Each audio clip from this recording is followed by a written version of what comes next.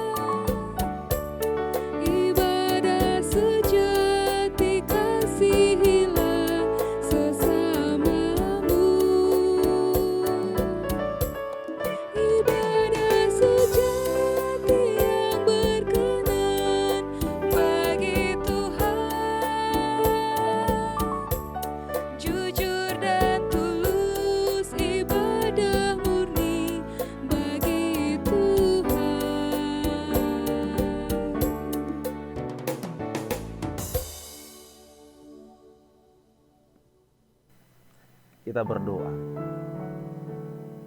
Kasih karunia Tuhan kita Yesus Kristus dan kasih setialah Bapa dan persekutuan Roh Kudus kiranya menyertai kita sekalian. Amin. Sahabat firman Tuhan yang terkasih, mari kita mendengarkan firman-Nya pada hari ini yang tertulis di dalam kitab Amsal pasal yang ke-15 ayat 8b.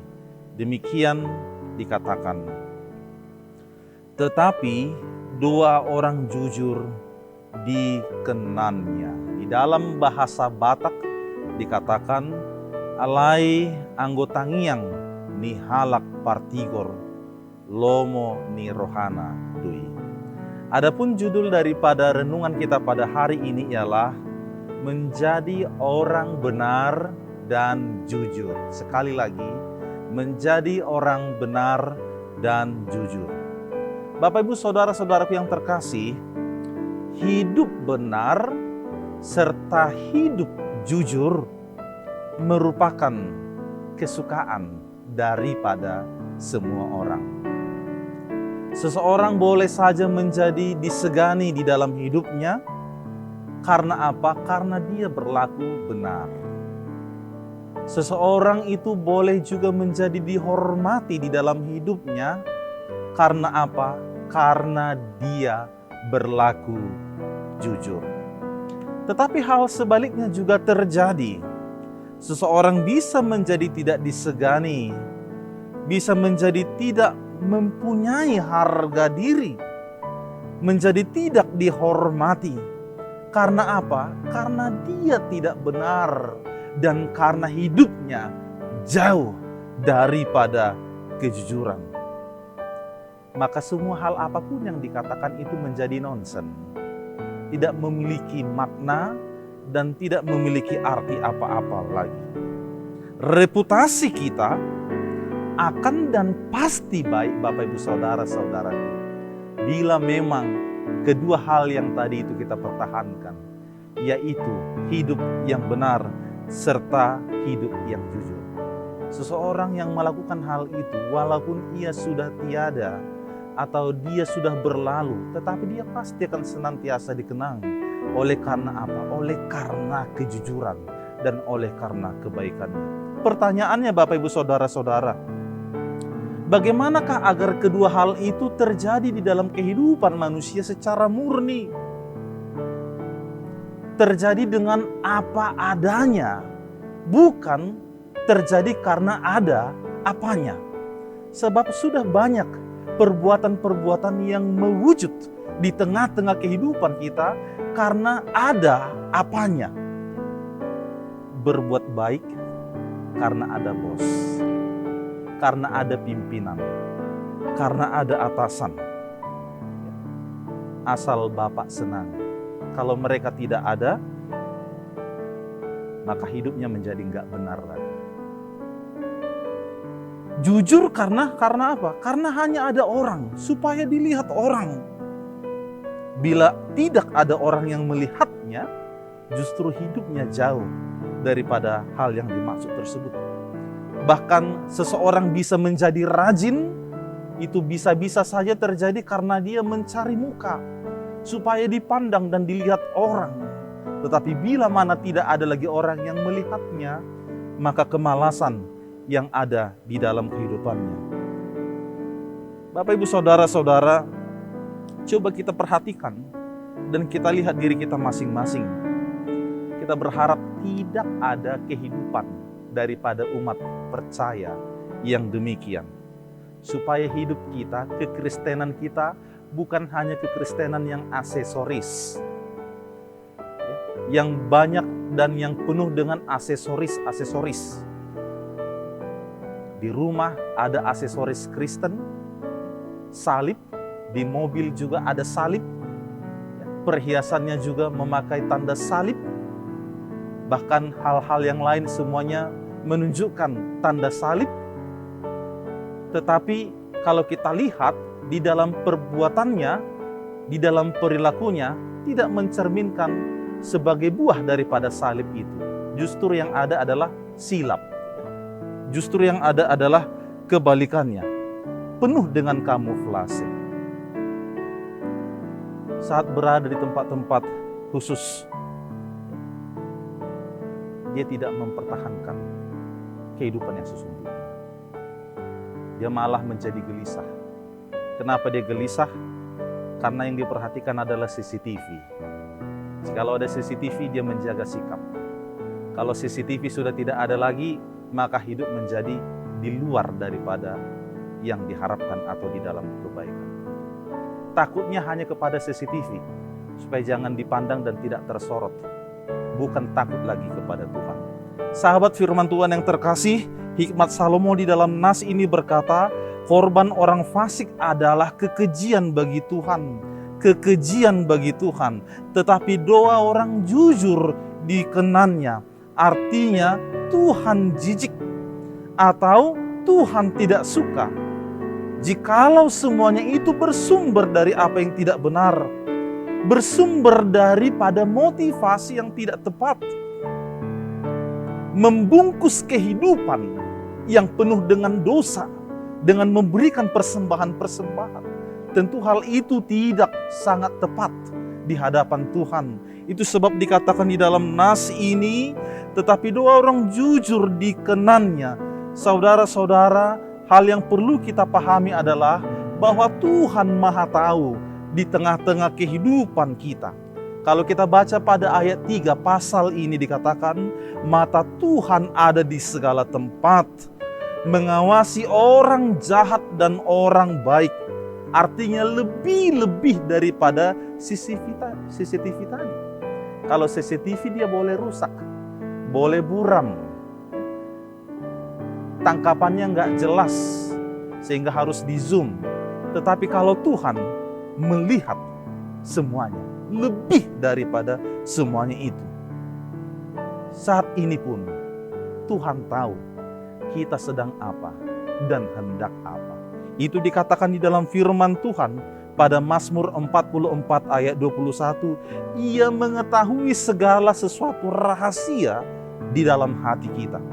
Juga di dalam Mazmur 139 ayat 11 dikatakan bahwa Tuhan menyelidiki dan juga mengenal hati kita.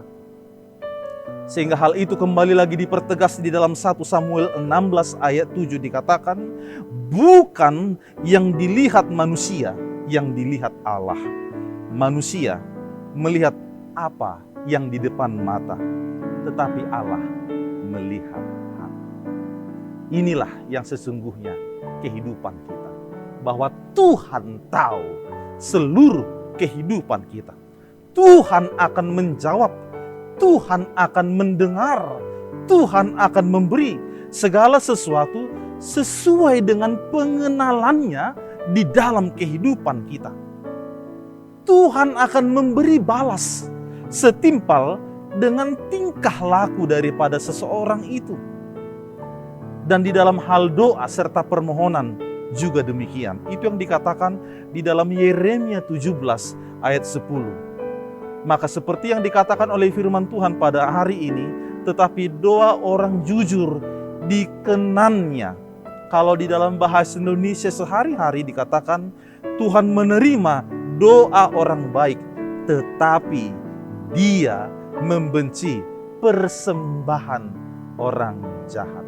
Sahabat firman Tuhan yang terkasih, apakah yang mau kita ambil daripada firman pada hari ini? Yang pertama, berusaha dan bertahanlah menjadi orang benar dan jujur.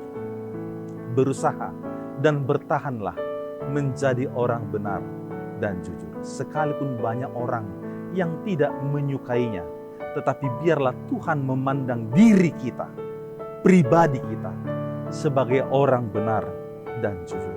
Ini yang sangat diperlukan di tengah-tengah situasi kehidupan pada saat ini.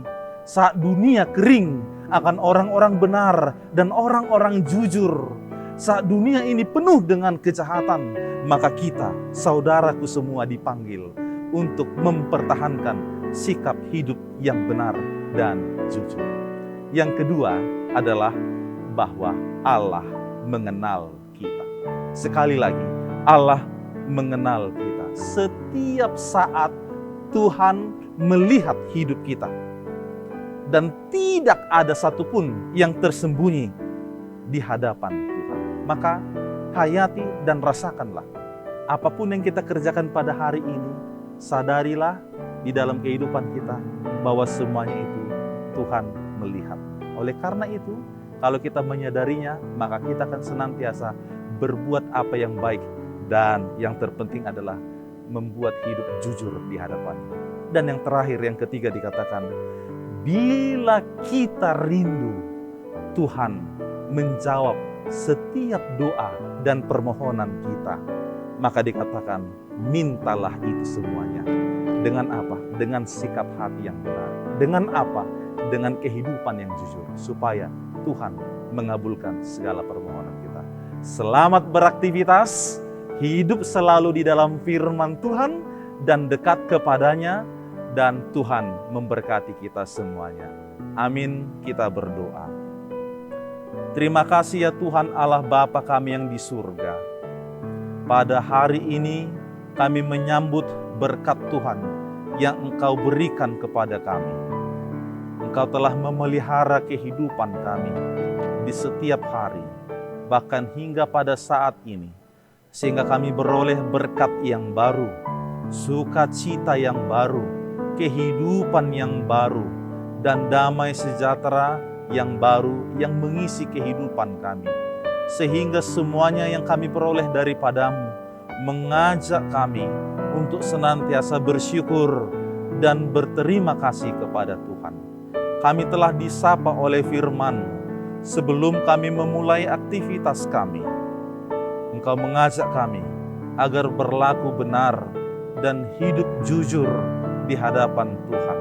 Sebab Engkau mendengarkan setiap doa-doa orang-orang yang berkelakuan baik di hadapan Tuhan Engkau memperkenankan kehidupan yang jujur di hadapan-Mu, sebab itulah buah daripada iman kami.